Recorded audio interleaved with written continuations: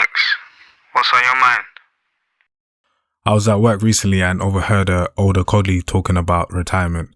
He began saying, I need to sort out my pension. I need to make sure my assets are in order so my kids and grandkids can inherit them easily. As I listened, I became confused. This was a man who was talking about leaving something behind for his children and grandchildren. He was talking about giving them a better start in life even after he's gone. He was paying his wealth forward. What struck me was that he never spoke about building a house back home. He never spoke about sending money back to relatives in a village. He never spoke about his children owing him anything. He never said his kids would need to buy him a house, buy him a car, or pay him back for raising them. To him, this wasn't even part of the conversation. And honestly, that mindset felt foreign to me. Coming from an African immigrant background, I grew up with a different belief system. I grew up believing that I owed my parents. I grew up without a father, and I often was made to feel that one day I would need to pay back my mum, buy her a house, give her money, reward her for bringing me into the world, even though I never asked to be born. Now, before people get angry, I'm not saying we shouldn't appreciate our parents and their efforts to raise us, but what I am questioning is the idea that children are born already carrying a debt that they never agreed to. In the black community, especially in the UK and America, you often hear the phrase, get it out the mud. It means building yourself up from difficult circumstances with little or no help, through hard work, through resilience, through persistence. And there's nothing wrong with this. However, the problem comes when every single generation has to get it out the mud. Every generation starting from zero. No wealth is passed down. No assets are passed down. No useful connections are passed down. And then on top of that, the new generation is expected to financially support the previous generation. So instead of building wealth forward, wealth gets pulled backwards. The cycle repeats again and again and again. Nobody actually escapes. Some communities focus on passing wealth forward. Each generation starts a little further ahead than the last. They build, they invest, they preserve, they pass things on. Other communities do the opposite. They consume. They accumulate debt. They fail to build assets. And sometimes the only things they pass down are trauma, bad habits, financial burdens. The next generation becomes responsible for solving problems they never created. I recently came across a creator named Roderick Brashawn Cole.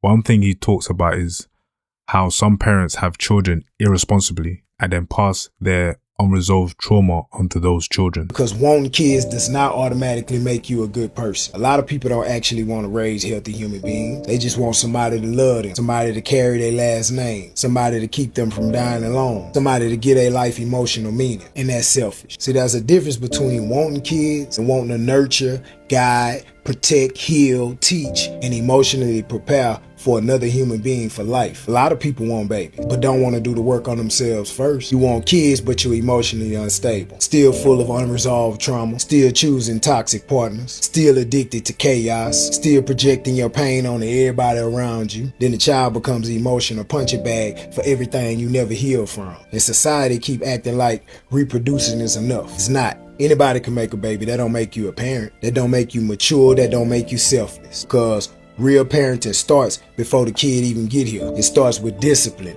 self-control, healing, emotional intelligence, choosing the right partner, learning to communicate, learning to manage anger, learning how to create stability. Because children just don't inherit your DNA. They inherit your habits, your trauma, your emotional patterns, your decision making, your nervous system. And people don't talk about that enough. When I heard him speak, I felt like he was putting words to the experiences many people have had. Children are brought into a world they didn't ask to be in. Then they are made to feel guilty for being raised, as if food, shelter, protection, and guidance were favors instead of responsibilities. The truth is simple. If you bring a child into the world, taking care of them is the bare minimum. That is your responsibility as a parent. Not a favor, not a loan, not leverage. Unfortunately, some parents use their sacrifices as emotional currency. They remind their children of everything they did for them while ignoring the fact that those responsibilities came with becoming a parent. One thing that Roderick says that really resonated with me was that what happened to you is not your fault, but healing from it is your responsibility. And another powerful idea that he says, or another powerful thing that he says, stop carrying your trauma as your identity. That hit me hard because that's something that I do. And I'm sure many of us spend years carrying that pain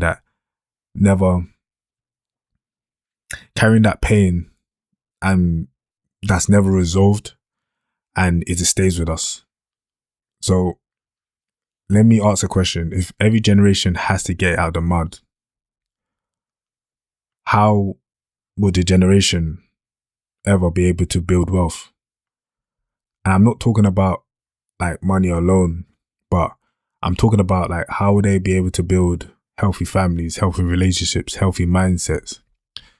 Maybe before having children, we should all ask ourselves, am I emotionally ready? Am I financially ready? Am I spiritually ready? Because if you're having children for emotional support, for loneliness, for cultural expectations, for someone to look after you when you're old, then that's not love. That's a burden. Children shouldn't be born with a job. They shouldn't arrive on earth already owing someone something. Let's talk about wealth for a second. A lot of people think wealth means expensive cars, designer clothes, and looking successful. That's not wealth. Wealth means owning assets that generate income, money that works for you, investments, businesses, property, resources that continue producing value even while you sleep. True wealth creates freedom. I saw a video of a young man. He was saying that he will never need to work if he doesn't want to because of the investments his father made when he was a child. What's your biggest financial flex? My biggest financial flex is that I won't have to work until ever. I'm set for life. I hit the stock market big. What investments? Tesla. Straight Tesla. Okay, how much did you make? Around 50 million. No way. My dad was big. He put it in for me when I was just born, and it hit big. So I'm just going to try and hold on to it so I can have my kids set for life as well. And what made Think about that.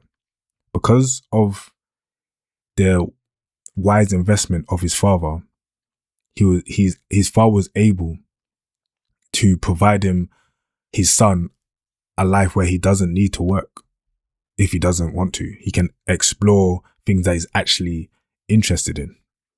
That's a completely different mindset. Also, when providing wealth to the next generation, you can't just give them wealth. You have to also teach the next generation how to manage it, how to maintain it, how to grow from it, or how to make it grow. And eventually, how you have to teach that generation how to pass it on to the next generation, because wealth without wisdom doesn't last. Now, I want to be balanced here. The generation before me did give me something valuable. They brought me from Africa to Europe. They sacrificed so that we could have more opportunities. And for that, I'm genuinely grateful. But gratitude doesn't mean ignoring reality, because alongside those opportunities came other things: anxiety, low self-esteem, poor financial habits, trauma, parentification, children becoming emotional support system for adults, children learning how to survive but never learning how to build, children being prepared to become caretakers rather than creators. And as a man, I was also given the mindset that I needed to get out of the mud. Had I never questioned that mindset, I probably would have repeated the cycle. I would have passed the same burdens onto the next generation, and they would have been forced to start from zero all over again. I recently heard a quote from Xavier Miller. It goes like this: "Your children shouldn't have to sacrifice their future to save you from your past."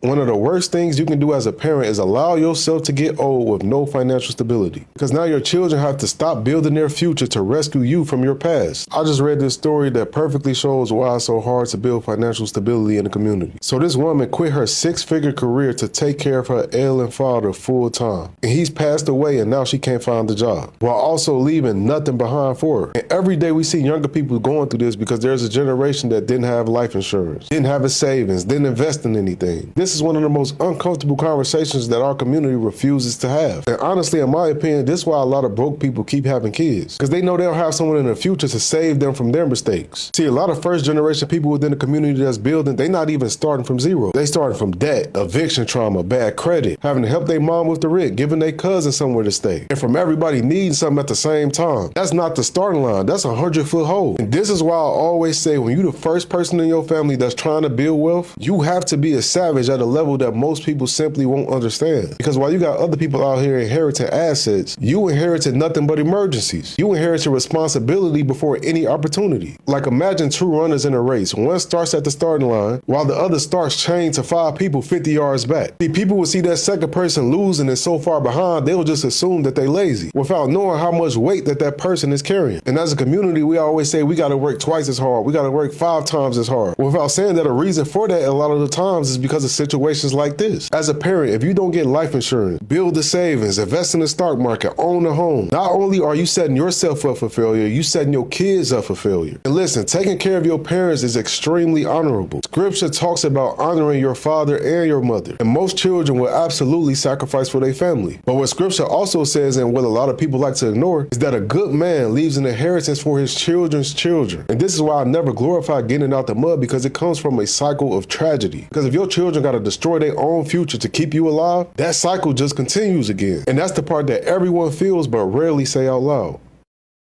That sums it up perfectly. Too many people have children for the wrong reasons. Fleeting emotions, cultural expectations, lacking of planning, or simply because they never thought deeply about what being a parent actually means. Maybe the real curse isn't poverty. Maybe the real curse is recycled trauma, irresponsible adults, children becoming collateral damage, generations repeating the same mistakes while calling it tradition, getting it out of the mud. But what do I know? I'm just a cartoon.